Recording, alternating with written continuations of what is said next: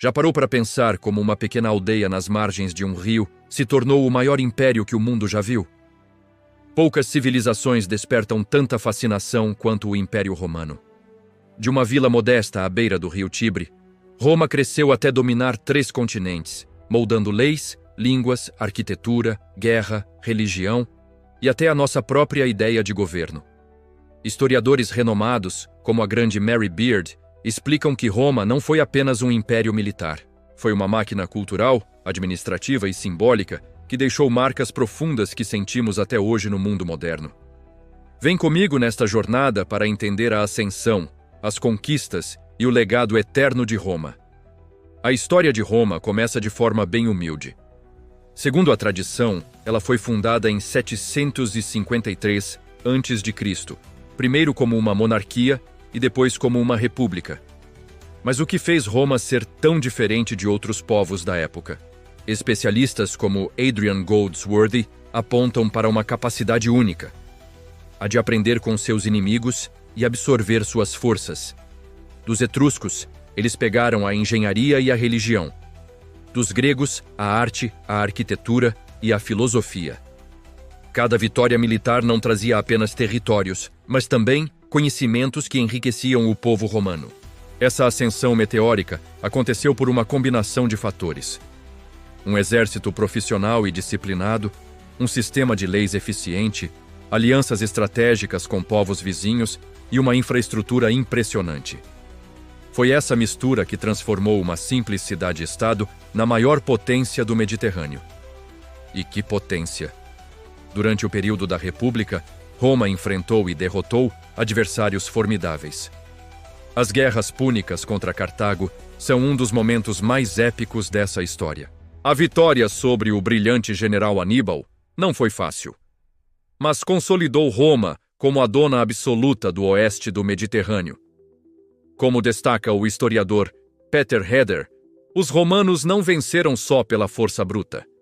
Eles tinham uma capacidade extraordinária de substituir perdas, reorganizar seus exércitos e adaptar suas estratégias no meio da batalha.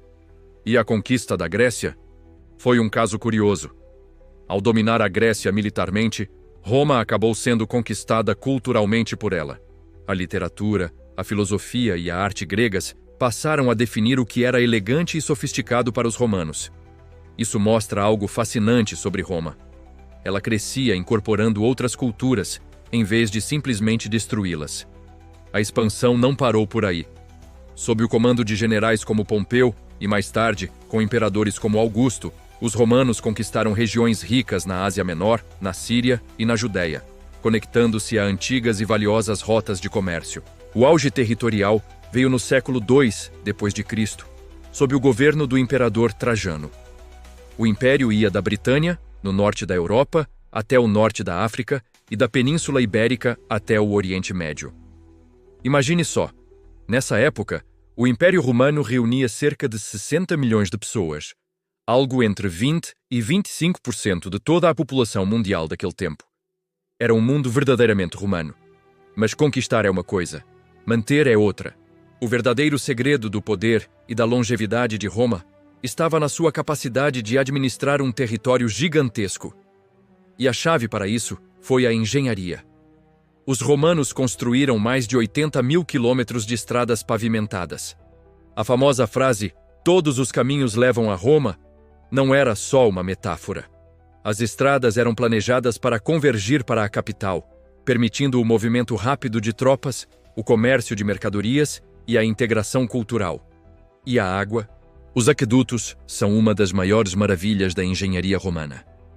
Eles levavam água limpa para cidades que não paravam de crescer. O Aqua Marcia, por exemplo, tinha mais de 90 quilômetros de extensão. Nenhum império antigo dominou a engenharia hidráulica com tanta eficiência. Isso permitiu o crescimento de cidades com uma organização impecável. O urbanismo romano seguia um padrão claro. O fórum era o centro político e comercial. As termas eram centros sociais para relaxar e fazer negócios. E, claro, os anfiteatros como o majestoso Coliseu e os templos imponentes como o Panteão. Falando no Panteão, sua cúpula de concreto construída sem nenhum reforço de metal É um feito de engenharia tão impressionante que só foi igualado séculos depois, na era moderna. Mas o maior legado de Roma talvez seja o direito. Conceitos que usamos todos os dias, como propriedade privada, contratos, cidadania e proteção legal, foram modelados pelo direito romano. Como explica o historiador Tom Holland, a ideia de que o Estado deve operar sob leis claras, que se aplicam a todos, foi consolidada pelos romanos e é a base dos sistemas jurídicos de muitos países hoje. Culturalmente, Roma era um caldeirão de diversidade. Do paganismo politeísta ao cristianismo, o Império transformou identidades religiosas. A partir do século IV, com o imperador Constantino, o cristianismo se tornou uma força unificadora tão poderosa que, após a queda do Império do Ocidente, foi a Igreja que herdou e preservou parte da estrutura administrativa romana. Mas como era viver no Império Romano? Nas grandes cidades como Roma, Alexandria e Antioquia, se concentravam a riqueza e a inovação. O cidadão comum frequentava as termas, as tavernas e os espetáculos nos teatros. Os escravos, embora explorados, tinham a possibilidade de comprar sua liberdade e até ascender socialmente. E as mulheres, apesar das limitações da lei, tinham mais autonomia do que em muitas outras culturas antigas, podendo administrar negócios e propriedades. A vida romana era vibrante, cheia de contrastes, política e espetáculo. Então, como um império tão poderoso caiu? A queda do Império Romano do Ocidente, em 476 d.C., não foi um evento súbito. Foi um processo longo e complexo. Os historiadores hoje descartam explicações simples e apontam para um conjunto de fatores. Havia uma enorme pressão externa, com povos como os godos, vândalos e hunos atacando as fronteiras. Curiosamente, esses povos estavam se fortalecendo por causa do próprio contato e comércio com Roma. Internamente, o Império enfrentava crises econômicas, instabilidade política, com uma disputa constante pelo trono e uma dependência cada vez maior de soldados mercenários que não tinham a mesma lealdade das antigas legiões. A divisão do Império entre Oriente e Ocidente também enfraqueceu a unidade. O Oriente, mais rico e urbanizado, sobreviveu como o Império Bizantino por quase 1000 anos. Já o Ocidente, com menos recursos, entrou em colapso. E estudos recentes mostram que mudanças climáticas e pandemias, como a peste antonina, tiveram um impacto devastador na economia e na população. Mesmo após sua queda, Roma nunca desapareceu. Seu legado é tão vasto que molda o nosso mundo até hoje. Línguas que falamos, como o português, o espanhol e o francês, vieram do latim. A engenharia e a arquitetura modernas se inspiram nas técnicas romanas.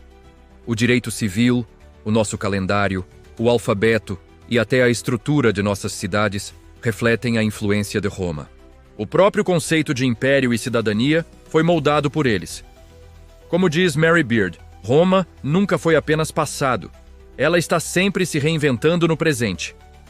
A história de Roma nos ensina sobre poder, cultura, inovação e, claro, sobre como até os maiores impérios podem chegar a um fim. É uma saga que continua a nos fascinar e a nos ensinar lições valiosas. Obrigado por assistir. Se você gostou de mergulhar na história do Império Romano, não se esqueça de deixar o seu like, se inscrever no canal e ativar o sininho para não perder os próximos vídeos. Até a próxima!